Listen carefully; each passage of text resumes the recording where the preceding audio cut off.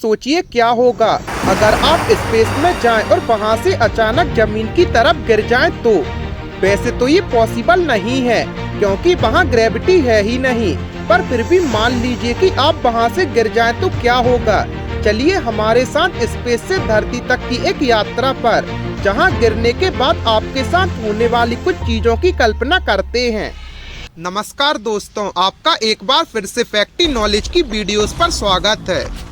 Guys, हमारे environment में Karman line, जो अर्थ यानी हमारी पृथ्वी के सी लेवल से 100 किलोमीटर ऊपर बनी हुई एक इमेजिनरी बाउंड्री लाइन होती है, जिसे पार करने के बाद आपको एक स्पेस ट्रैवलर या एस्ट्रोनॉट का दर्जा मिल जाएगा। या यूँ कहें कि इस लाइन को पार करने के बाद टेक्निकली हमारे स्पेस यानी अंतरिक्ष की शुरुआत होती है।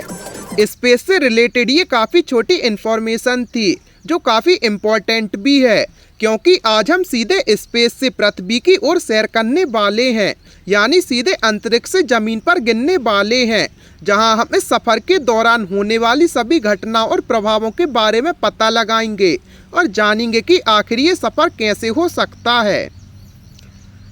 गाइस, अंतरिक्ष की शुरुआती हिस्सा अर्थ के एटमॉस्फेरिक लेयर थर्मोस्फेयर में आता है, जो पृथ्वी के 90 किलोमीटर से लेकर 1000 किलोमीटर तक फैला हुआ है। इस थर्मोस्फेयर में एयर डेंसिटी और वॉल्यूम बेहद ही कम होती है, जिसकी वजह से यहाँ हमारे ब्रेन में कांस्टेंट ऑक्सीजन फ्लो ना होने की वजह से ब्रेन सेल अपना काम करना बंद कर देंगे और हो सकता है कि आप हाइपोक्सिया में चले जाएं। और इतनी ऊंची हाइट से जंप करने के दौरान आपकी बॉडी भी काफ़ी स्पीड में स्पिन यानी घूम सकती है, जिसकी वजह से कुछ सेकंड के बाद आपका ब्लड ब्रेन में काफ़ी तेज़ी से जाने लगेगा, जिसके कारण कोमा और ब्रेन डेथ की संभावना भी बढ़ सकती है। इसके साथ ही थर्मोस्फेयर में टेम्परेचर भी लगभग 500 से 2000 डिग्री सेल्सियस तक जाता है, जो काफ़ी हद तक सन यानी सूरज की एक्सरे और यूवी रेडिएशन को ऑब्जर्व कर लेता है, जो आपको रेडिएशन पॉइजनिंग भी दे सकता है।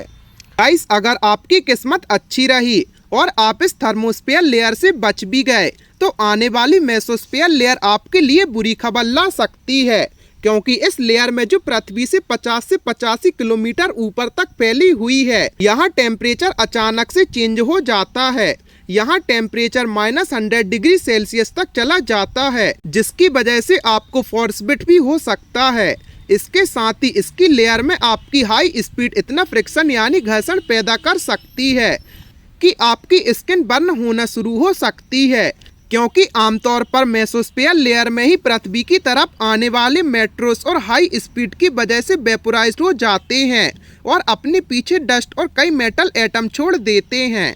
गाइस, इसके बाद अगर आप और नीचे आएंगे तो एटमॉस्फेरिक लेयर स्ट्रेटोस्फेयर में एंटर करेंगे, जहां एयर डेंसिटी और एयर प्रेशर काफ़ी कम होता है, जो पृथ्वी से 10 से 50 किलोमीटर ऊपर तक फैला हुआ है। इस लेयर में एयर प्रेशर काफ़ी हद तक चेंज होता रहता है, जिसकी वजह से आपकी बॉडी में मौजूद कुछ फ्लूइड्स लाइक सैलिवा और टीयर्स यानी आंसू काफ़ी तेजी से बॉयल यानी उबलना शुरू हो सकते हैं। और अगर अब भी आपकी सांसें बची हुई हैं, तो आपके लिए एक अच्छी खबर है, क्योंकि आने वाली एटमॉस्फेरिक लेयर आपके लिए कुछ राहत का एहसास दिला सकती है। गाइस, पृथ्वी के वायुमंडल की सबसे लोवेस्ट यानी नीची लेयर ट्रोपोस्फेयर, जो पृथ्वी से मैक्सिमम 15 किलोमीटर ऊपर तक फैली हुई है, ऑक्सीजन का कंसंट्रेशन बाकी लेयर के मुकाबले काफी ज्यादा होता है, जिसकी वजह से आपको कॉन्शियसनेस यानी होश आने लगेगा। और जैसे जैसे आप नीचे पृथ्वी की तरफ बढ़ने लगेंगे, एयर रेसिस्टेंस की वजह से आप एक टर्मिनल वेलोसिटी से लेकर कांस्टेंट स्पीड से पृथ्वी पर गिरने लगेंगे,